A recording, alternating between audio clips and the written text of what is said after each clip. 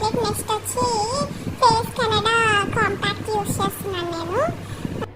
ఈ compact shade వచ్చేసి sand. Actually అసలు నాకు అర్థం కాలేదు